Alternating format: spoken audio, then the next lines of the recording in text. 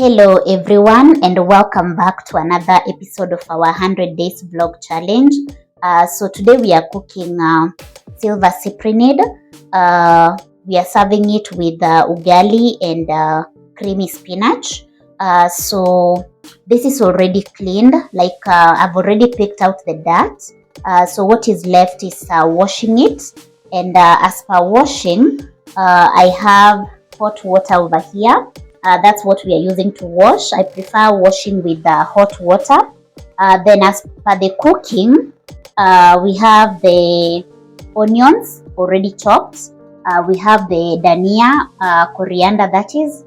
Then we have, for spicing, I'll use the Royco cubes. These are, I think they're Kenyan, but it's a spice kinda. Then we have salt, oil for cooking, and tomatoes already chopped.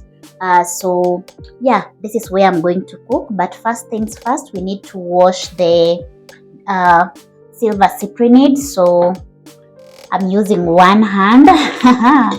Let's do it. So I'm going to empty it into this bowl.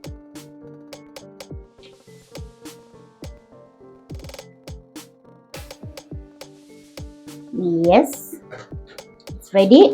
So then pour the hot water.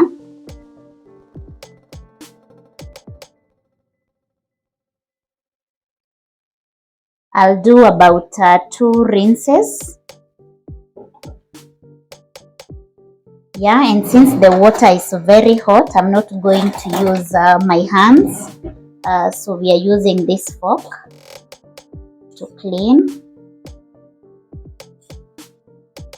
I've already cooked ugali. You can see the cooking stick over there. Yeah. I also prefer stirring the omena, or rather our silver cyprinid, with a fork, because this one doesn't break it. So it's it's multi-purpose, not burning myself and also making sure the silver cyprinid don't break into pieces, because I love them whole. Also, something to note, there are people that prefer having this without the head, so they pluck out the heads, which I don't do. Yeah, we have to eat the brains, huh? So this water needs to be poured out, then I put clean water. So since I can't do that with one hand, so see you in a few. This is the final results, very clean. So we are going to have our oil in the pan, or rather in the cooking pot. Just a generous amount. I'll explain why. Yeah, that's generous enough.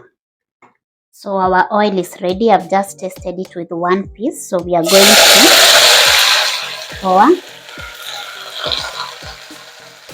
And be careful. And we are going to let this cook until it's golden brown.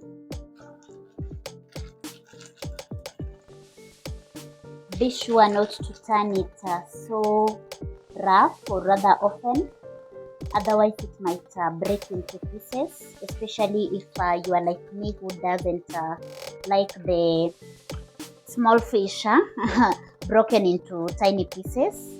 So I mentioned earlier on that I'll explain why we were adding generous amount of oil. So the reason is actually to ensure it cooks with the oil to turn golden brown. So if you put very little oil, then it will start sticking on your pot. Yeah, so that's the reason. And yeah, this is one of those meals that I really enjoy eating. I grew up by the lakeside, and that meant we used to eat omena, these ones, and fish a lot. And you might think that by now I might be tired of eating this. Let me tell you, I love omena and fish. Yeah, so it's something that I'm never going to get tired of eating. Let me know in the comment section if you've ever eaten omena. Are you a fan? And how do you prepare yours? So to know if it's almost ready, you can see it's starting to turn golden brown. And in terms of texture, it has stopped being moist and soft. Now it's crunchy kinda. So at this point, we add our onions. So onions added. So we need to ensure they cook.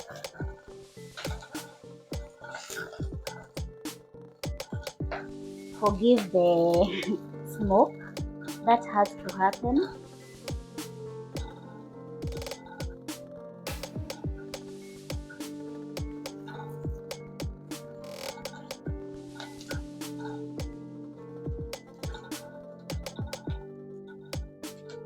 Then let it cook.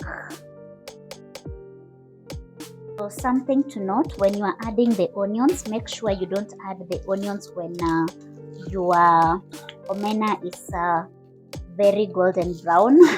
So as you saw, mine wasn't that golden brown, so at that stage is when you add, so the onions can get enough time to also cook.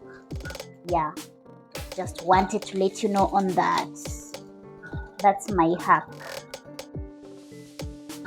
Oh, the smell here, the aroma, I love it. You have to keep stirring so that it doesn't stick to the pot. This is now ready. As you can see, our onions have cooked well. So we need to add our tomatoes.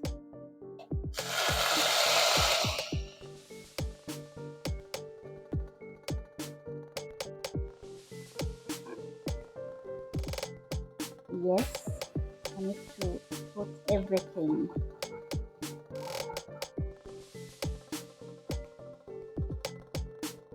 Using one hand is a struggle.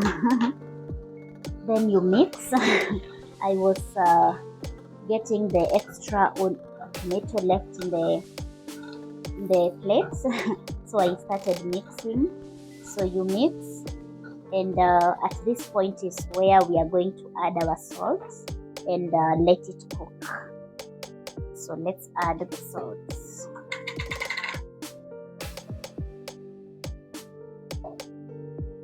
This is the salt I'm adding.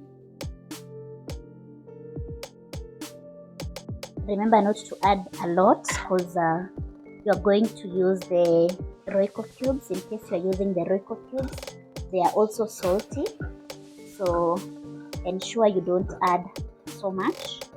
Oh, this is looking yummy. Oh my goodness. So let's cover it and let it cook, or rather simmer for a few minutes.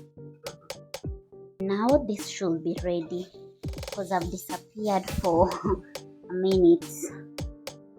Oh my god, if I delayed, it would have been worse. And now it's time to finally dig in. So here is our omena, our creamy spinach, our ugali, and of course Kisi has to be represented, our avocado.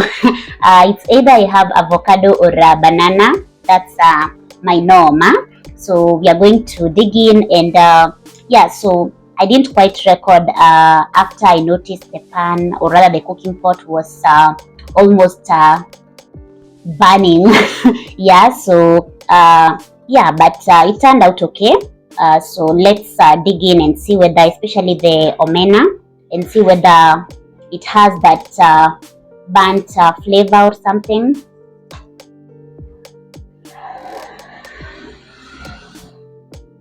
Not at all.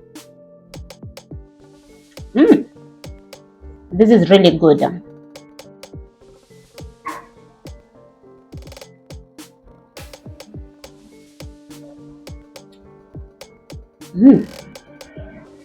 And our creamy spinach.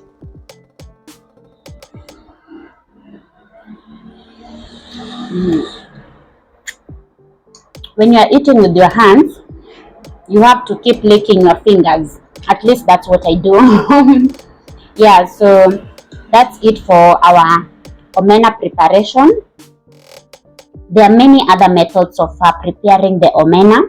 but this is just mine. Some prefer adding soup to it, but I like it a little bit crunchier. So I like mine without soup and just wet fried. Yeah.